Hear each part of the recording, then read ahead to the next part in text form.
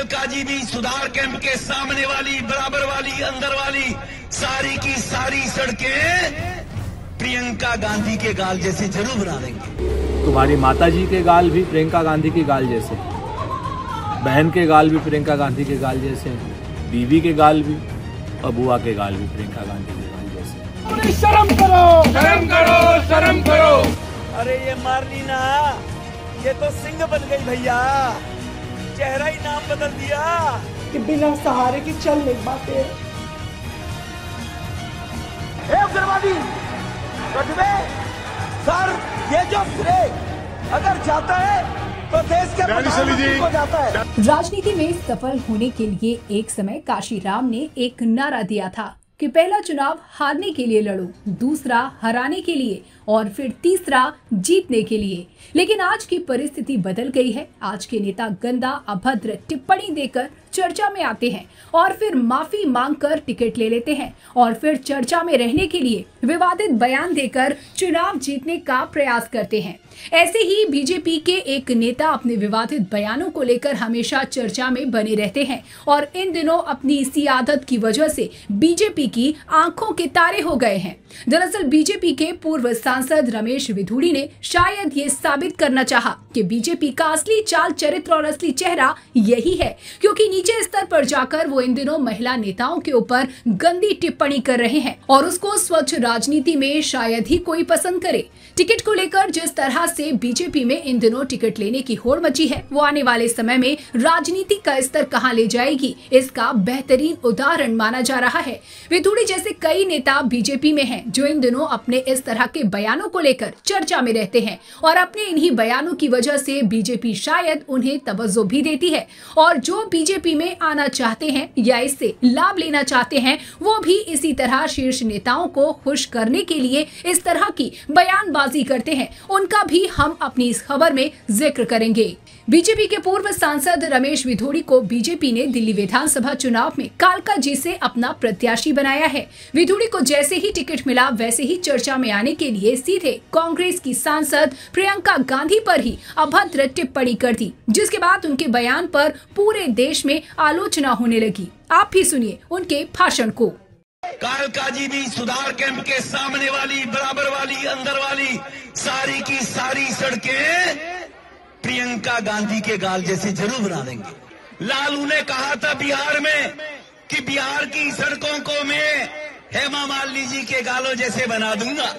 लालू ने झूठ बोला था, नहीं बना पाया, लेकिन मैं आपको विश्वास दिलाता हूं, जैसे ओखले की सड़कें हमने बना दिए, संगम बिहार की सड़कें बना दिए, इसी प्रकार से कालकाजी भी सुधार कैंप के सामने वाली, बराबर वाली, अंदर वाली सारी की सारी सड़कें प्रियंका गांधी के गाल जैसे जरूर बना देंगे। विधुड़ी का ये बयान आते ही एक बार फिर से वो निशाने पर आ गए। आम आदमी पार्टी, कांग्रेस पार्टी के साथ अन्य सभी पार्टियों ने रमेश विधुड़ी की जमकर आलोचना की और बीजेपी से कार्रवाई की मांग की। वहीं विधुड़ी के बयान पर पत्रकारों ने मुख्यमंत्री आतिशी से जवाब मांगा तो वो अपने पिता का जिक्र करते हुए भावुक हो गई और रोने लगी। सुनिए दिल्ली के मुख्यमंत्री आतिशी सिंह को। मैं रमेश विधुड़ी जी को कहना चाहूंगी, मेरे पिताजी जिंदगी भर शिक्षक रहे। उन्होंने दिल्ली के हजारों गरीब लोअर मिडिल क्लास परिवार से आने वाले बच्चों को पढ़ाया। आज वो 80 साल के हो गए हैं।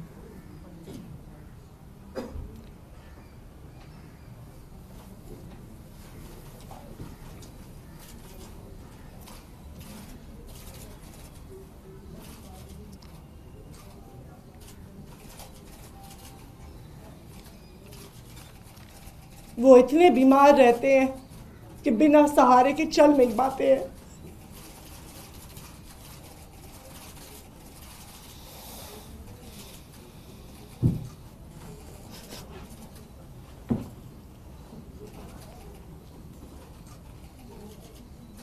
आप चुनाव के लिए इतनी घटिया हरकत करेंगे कि ऐसे बुजुर्ग व्यक्ति को गालियां देने पे उतर आएंगे?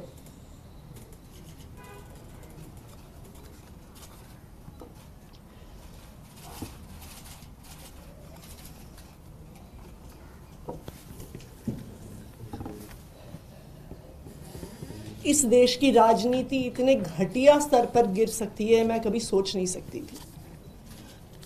रमेश बिधूड़ी जी खुद दक्षिणी दिल्ली से 10 साल सांसद रहे। वो बताएं ना कालका जी के लोगों को कि उन्होंने इस इलाके के लोगों के लिए क्या किया। वो दिखाए ना कि जो उनका 10 साल का काम था वो मेरे 5 साल के विधायक के काम से बहुत बेहतर था। उसके आधार पर वोट मांगे। कहें कि अगर आतिशी ने एक सड़क बनवाई तो मैंने 10 सड़कें बनवाई। आतिशी ने अगर 100 सीसीटीवी कैमरा लगवाए तो मैंने 1000 सीसीटीवी कैमरा लगवाए। आतिशी ने अगर 1000 लाइटें लगवाई तो मैंने 5000 लाइटें लगवाई। अपने काम पर वोट मांगे। मेरे बुजुर्ग पिताजी को गालियां देके वोट मांग रहे हैं वो। ये बहुत दुख की बात है। वहीं आप संयोजक अरविंद केजरीवाल ने एक्स पर कहा कि बीजेपी के नेताओं ने बेशर्मी की सारी हदें पार कर दी। बीजेपी के नेता दिल्ली के मुख्यमंत्री आतिशी को गंदी गंदी गालियां दे रहे हैं। एक महिला मुख्यमंत्री का अपमान दिल्ली की जनता सहन नहीं करेगी। इसका जवाब वो आने वाले चुनाव में देंगी। वहीं प्रियंका गांधी पर विधूड़ी के बयान को लेकर कांग्रेस प्रवक्ता सुरेंद्र राजपूत ने उनकी ही भाषा में जवाब देते हुए पलटवार किया। उन्होंने एक्स पर पोस्ट करते हुए लिखा, गालीबाज रमेश विधूड़ी, तुम्हारी माँ के, बहन के, बेटी के, बुआ के गाल भी प्रियंका जी जैसे ही हैं। कालका जी की सड़क उन सब के गाल जैसे ही बना दो ना। अभी अभी किसी चैनल पर कह रहे थे ना, ईंट का जवाब पत्थर से दोगे, तो ये लो जवाब। हम कांग्रेसी हैं, छेड़ते नहीं, पर छेड़ोगे तो छोड़ेंगे नहीं। बकवास करोगे तो करारा जवाब मिलेगा। सुनिए सुरेंद्र राजपूत को। भाजपा के गालीबाज पूर्व सांसद रमेश विधूड़ी, तुम्हारे संस्कार कैसे हैं और भाजपा के संस्कार कैसे हैं ये तो बहुत स्पष्ट है। तुम्हारी माताजी के गाल भी प्रियंका गांधी के गाल जैसे हैं, बहन के गाल भी प्रियंका गांधी के गाल जैसे हैं, बीवी के गाल भी और बुआ के गाल भी प्रियंका गांधी के गाल जैसे हैं। तो कालका जी की सड़कें उन्हीं पे बना दो ना। बदतमीजी करोगे करारा जवाब मिलेगा। अभी कह रहे थे ना एक चैनल पर कि ईंट का जवाब पत्थर से देंगे, तो ईंट का जवाब पत्थर से ही सुन लो। तुम्हारे जैसे लोग, तमाम लोग अपनी दुकान चलाते हैं गांधी परिवार के नाम से और आगे भी चलाते रहेंगे, लेकिन इस तरीके की बदतमीजियां कतई कांग्रेसी बर्दाश्त नहीं करेगा। कालका की जनता बर्दाश्त नहीं करेगी, दिल्ली की जनता बर्दाश्त नहीं करेगी। दानिश अली को जिस तरीके से तुमने संसद के अंदर गाली गलौज की, पूरे देश ने तुम्हारा तमाशा देखा, और अब कालका जी की जनता और दिल्ली की जनता तुम्हारा तमाशा बना देगी। इस चीज को याद रख लेना। वहीं जब चारों तरफ से रमेश विधूड़ी घिरने लगे तो मजबूरन बीजेपी प्रत्याशी रमेश विधूड़ी को मीडिया के सामने आकर माफी मांगनी पड़ी। उन्होंने कहा, मैंने ये बात लालू यादव की कही बातों के संदर्भ में कही है। कांग्रेस उस समय भी चुप रही जब लालू यादव उनकी सरकार में मंत्री थे। अगर मेरी बात से किसी को ठेस पहुंची है तो मैं अपने शब्द वापस लेता हूँ। दिल्ली विधानसभा चुनाव के लिए भाजपा ने शनिवार को उम्मीदवारों की पहली लिस्ट जारी कर दी थी। लिस्ट में 29 नाम हैं। इनमें से बीजेपी ने 7 उन नेताओं को टिकट दिया है जो हाल ही में आप और कांग्रेस छोड़कर बीजेपी में शामिल हुए हैं। मतलब साफ है कि बीजेपी भी अपने बलबूते चुनाव जीतने में कॉन्फिडेंस में नहीं है। शायद इसीलिए अभी से वो जोड़ तोड़ में जुट गई है।